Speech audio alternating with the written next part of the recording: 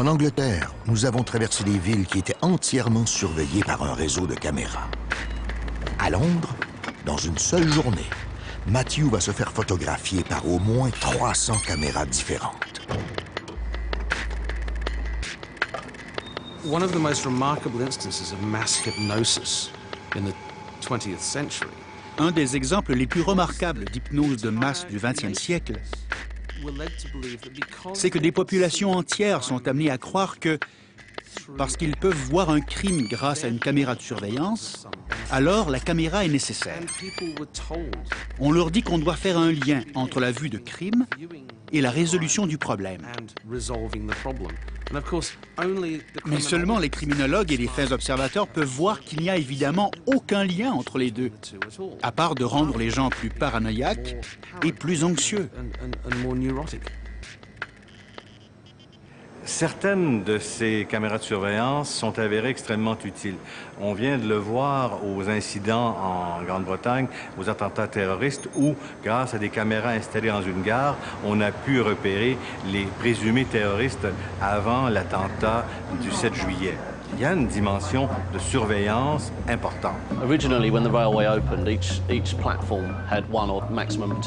À l'ouverture de la station, chaque quai avait une ou deux caméras par mesure de sécurité.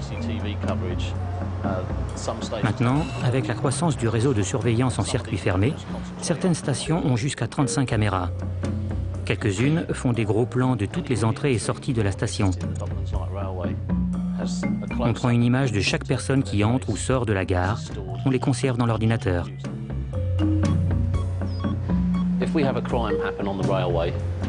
Si un crime survient dans la station, la police nous demande généralement la bande vidéo témoin. Nous pouvons alors visionner l'enregistrement, voir l'endroit où le crime s'est produit, suivre le parcours d'un individu et copier toutes ces images vidéo sur un CD-ROM qui est ensuite remis à la police pour analyse. La police peut alors utiliser cette preuve pour identifier un individu et reconstituer exactement ce qui est arrivé. Si nous n'avions pas autant de caméras, nos stations seraient vandalisées régulièrement et elles attireraient les crimes.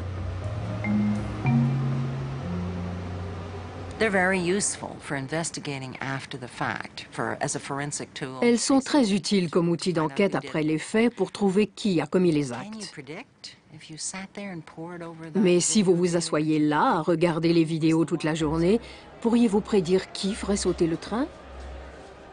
Je ne pense pas. C'est mon opinion, mais y a-t-il une preuve que nous ayons besoin de ces caméras pour la sécurité publique? À un moment donné, il faut évaluer et choisir entre la possibilité de trouver quelqu'un qui va commettre un délit et le risque de mettre toute la société sous surveillance. Pour circuler au centre de Londres, les automobilistes doivent payer une redevance. Mais il n'y a pas de poste de payage aux différents points d'entrée. Des caméras enregistrent automatiquement les numéros de plaque et transmettent l'information à l'ordinateur qui retrouve rapidement le nom, l'adresse du propriétaire de l'auto et le montant qu'il doit payer.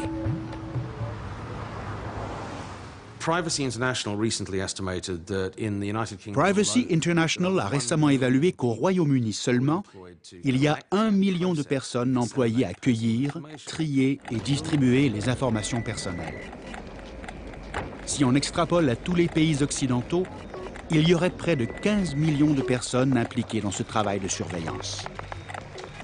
Les autres instruments, le GPS et tout cela, c'est quelque chose de beaucoup plus discret, de beaucoup plus menaçant, parce qu'on ne le sait pas. La technologie permet de suivre une auto à la trace.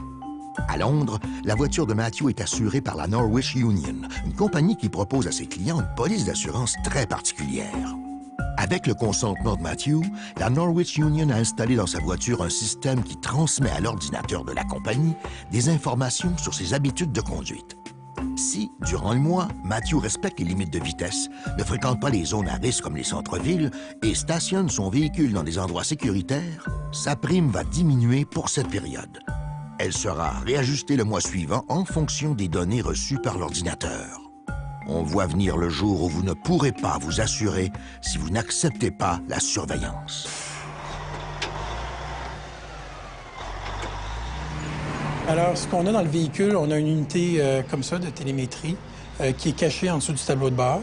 Ça contient toute la logique nécessaire pour pouvoir traiter les signaux de positionnement qui viennent des satellites. On voit ici une petite antenne, c'est l'antenne cellulaire, donc c'est ce qui permet d'envoyer les informations via les réseaux cellulaires. L'autre technologie qu'on utilise, c'est l'Internet. Donc, les clients vont être capables, à partir d'un furteur web standard, d'aller consulter les données de leur véhicule. Il est possible de gérer soit un véhicule ou plusieurs véhicules à la fois. Que ce véhicule-ci est en mouvement présentement, il est dans la région de London, en Ontario. Et plus qu'on zoome, on peut voir de plus en plus de détails. Ce véhicule-là, à 11h22, il se déplace à 100 km/h, direction sud-est. Et on peut voir, il est sur la route 402. Donc, pour le répartiteur, pour lui, il sait si le véhicule va être en temps ou en retard. Si un véhicule est en mouvement, on aurait un cercle avec une flèche qui indique la direction du véhicule ainsi que la vitesse, dans quel barème de vitesse le véhicule se déplace. Si c'est un carré, c'est que le véhicule est en arrêt. Et lorsqu'il y a un triangle, ça veut dire que le véhicule est en arrêt depuis plus de 30 minutes. Je vais me rapprocher encore plus. Je vais constater que le véhicule est en direction, justement, nord sur l'autoroute des Laurentides. Donc, l'utilisateur peut voir exactement s'il y a un appel d'un client, appel de service, exactement ce qui se passe avec le véhicule. Je fais un bouton droite, je fais retracer et automatiquement, il m'amène au véhicule donné. J'ai demandé de savoir dans quel secteur il est rendu. Comme je peux voir ici, je suis dans la région d'Ottawa. À 10h50, il roule 6 km/h, donc il vient de commencer à rouler. On voit qu'il est dans un milieu de peut-être un secteur industriel où il y a des adresses, il est peut-être en arrière dans une cour parce qu'il n'est pas directement sur une route.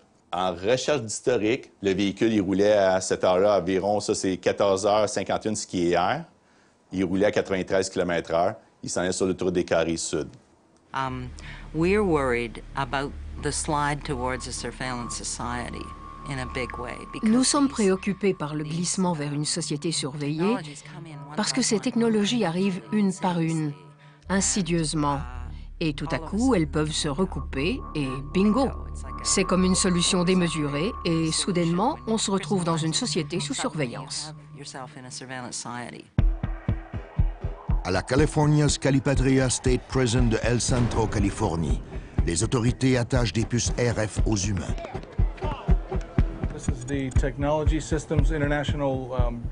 Ceci est le bracelet de la compagnie Technology Systems International. Une fois qu'on l'a installé sur un détenu à son arrivée, on peut assez bien surveiller tous ses déplacements. Le bracelet a une puce électronique avec un capteur et nous avons des détecteurs partout dans la cour et les bâtiments. À toutes les 2 secondes, nous avons une lecture qui nous montre où sont les détenus. S'ils l'enlèvent ou le détruisent, nous avons un signal. S'ils s'échappent en dehors de mon système, nous aurons une alerte aussi. Quand ils arrivent, j'entre les informations dans l'ordinateur. Le nom, le numéro, le bâtiment où ils résident. J'installe le bracelet sur eux et le scanne. Lorsque le test est positif, c'est que tout fonctionne normalement. J'aurai alors une liste de tous les détenus à l'intérieur des installations, avec un bracelet sur chacun pour surveiller ses déplacements. C'est bon pour eux, et puis franchement pour nous autres aussi. Ça dit tout ce que tu fais. Tu vas à la cafétéria 2 fois, tu manges 2 fois, tu entres là, ça te dit OK. Il est sorti du building numéro 1, il est dans le building numéro 2. Tu peux pas nier, ils peuvent vérifier. C'est bien, je pense.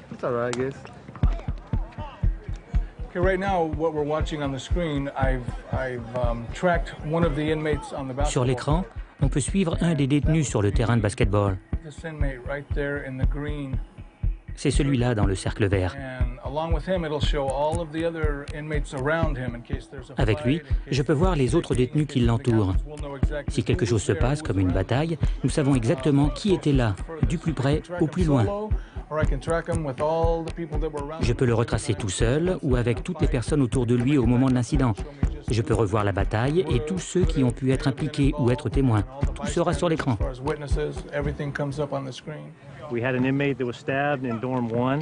Un détenu a été agressé dans le dortoir numéro 1. Et au début, aucun suspect n'a été découvert. Nous avons utilisé le système et avons trouvé qu'un détenu du dortoir numéro 2 était dans les parages. Ce détenu était handicapé. Il utilisait une marchette. Nous avons pu le retracer quand il entrait dans le bâtiment jusqu'au dortoir où le prisonnier a été agressé.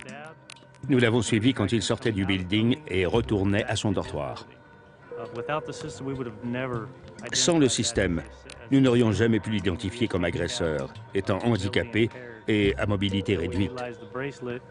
Le bracelet nous a permis de savoir qu'il était en dehors de son dortoir à ce moment et nous avons pu déposer des preuves contre lui en cours.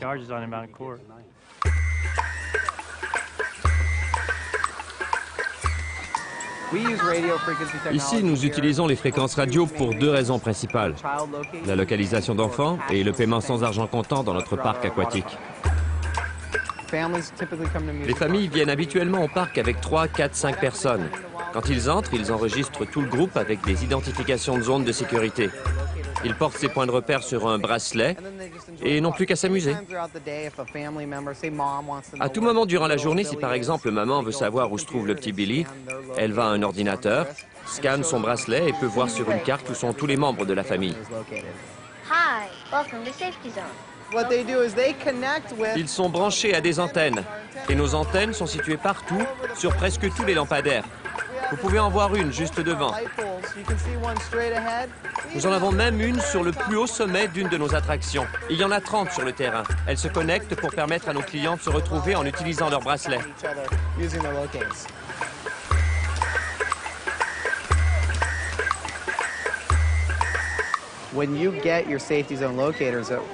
Quand vous obtenez votre bracelet de sécurité à Wild Rivers, vous l'activez avec une carte de crédit. Ceci ouvre une limite de dépenses pour chaque personne.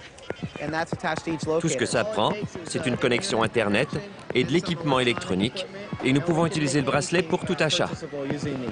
Nous apprécions tellement ce système que nous l'offrons gratuitement à nos clients. En utilisant leur carte de crédit, ils peuvent profiter de leur journée. Nous voulons qu'ils restent longtemps. Nous voulons qu'ils dépensent de l'argent pendant qu'ils sont ici. Plus ils resteront longtemps, plus ils auront du plaisir et plus ils reviendront souvent nous visiter.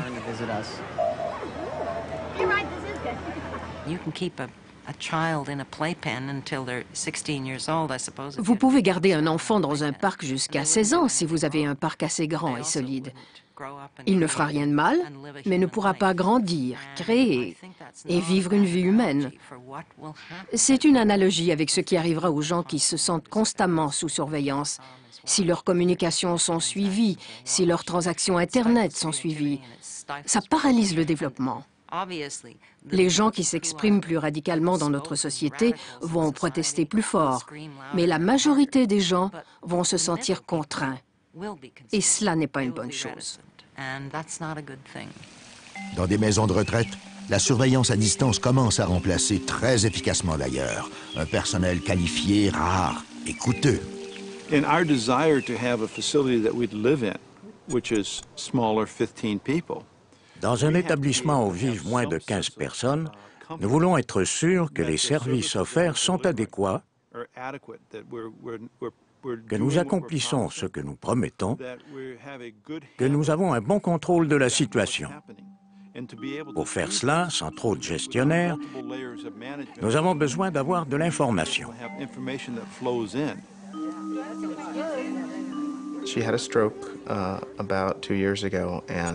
Elle a eu un arrêt cardiaque il y a 2 ans et sa mémoire est affectée. Parfois, elle ne se rappelle pas de manger quand elle le doit. Elle est diabétique et doit manger régulièrement. Alors, la technologie leur permet de la trouver au besoin. For instance, if it happened to me, and if I had a diabetic lapse. Par exemple, si j'avais une défaillance diabétique et me retrouvais inconsciente, quelqu'un pourrait m'identifier avec cela. Il saurait quel est mon problème et pourrait m'aider. Ce serait très important. Alors j'aime ça.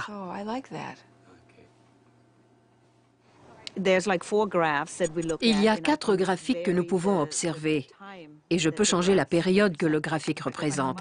Par exemple, si je retourne il y a 1 mois, je peux voir que cette résidente a un cycle de 3 jours.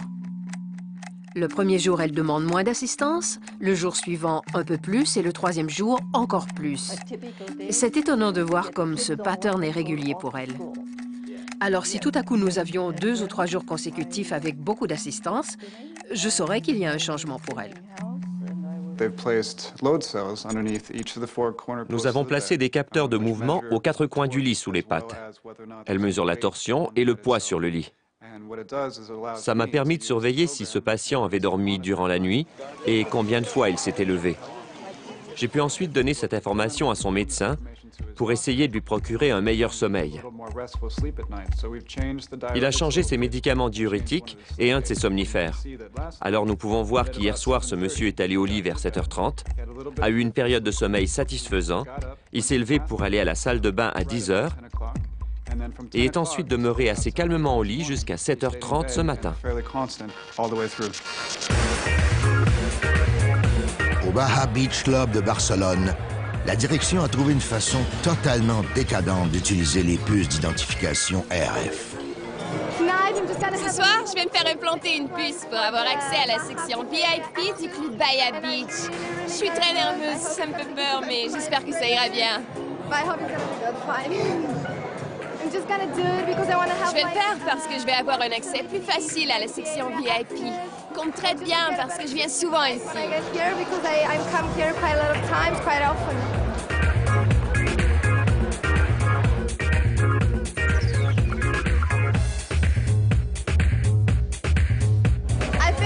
Je suis surprise parce que je pensais que ça allait faire mal, mais maintenant je suis vraiment heureuse de la voir. Je suis forte, n'est-ce pas? Bienvenue dans le groupe, bienvenue dans la famille. Quand j'ai ouvert le salon VIP, je me suis rendu compte qu'il faudrait une carte. Je voulais que cette carte VIP soit vraiment spéciale, à la fine pointe de la technologie. J'ai cherché différentes sortes de cartes ou de clés d'accès et j'ai réalisé que cette technologie existait. C'est une puce implantée sous la peau qui remplace la carte VIP. On l'utilise aussi de façon encore plus poussée comme méthode de paiement. Nous sommes le seul groupe au monde qui emploie cette puce sous-cutanée comme système de carte de débit. Ça fonctionne très facilement. D'abord, il y a un lecteur à l'entrée principale et ensuite un autre lecteur ici à l'entrée du salon VIP. Les gens qui ont l'implant sont identifiés comme personnes VIP et autorisés à entrer. Elles ont du plaisir, prennent des consommations et à la fin de la soirée, elles n'ont qu'à demander l'addition. La serveuse scanne leur puce et le paiement est déduit de leur compte maison. Je n'ai pas beaucoup d'informations sur les gens et sûrement pas de renseignements bancaires. Je demande seulement leur nom et ils peuvent me donner n'importe quel nom. Je veux le moins d'informations possible. J'ai le nom et une photo de la personne. J'entre ces données dans le système. Leur compte est prépayé. Et cet argent peut seulement servir pour des consommations ici, à l'intérieur du club Baja. C'est de l'argent pour dépenser, si vous voulez. Mon père me fait vivre. Il met de l'argent dans mon compte, alors pour le moment, ça va bien. Quand vous voyez certaines de ces technologies, c'est très facile de se décourager et d'abandonner. On a tous nos mauvais jours au bureau, on se dit « à quoi ça sert de se tracasser ?» Mais c'est important et ça vaut la peine de se battre. C'est un peu comme l'environnement. Si on regarde comment était pollué le lac Erie il y a 20 ans, on peut dire à quoi bon? Mais il ne faut pas faire ça. Nous avons l'intention de vivre ici et les données personnelles vont rester aussi longtemps que les toxines qu'on a déversées dans les grands lacs. Alors on doit trouver comment s'en débarrasser, comment les supprimer et arrêter ce genre d'archivage de la vie des gens qu'on a laissé la technologie créer aujourd'hui.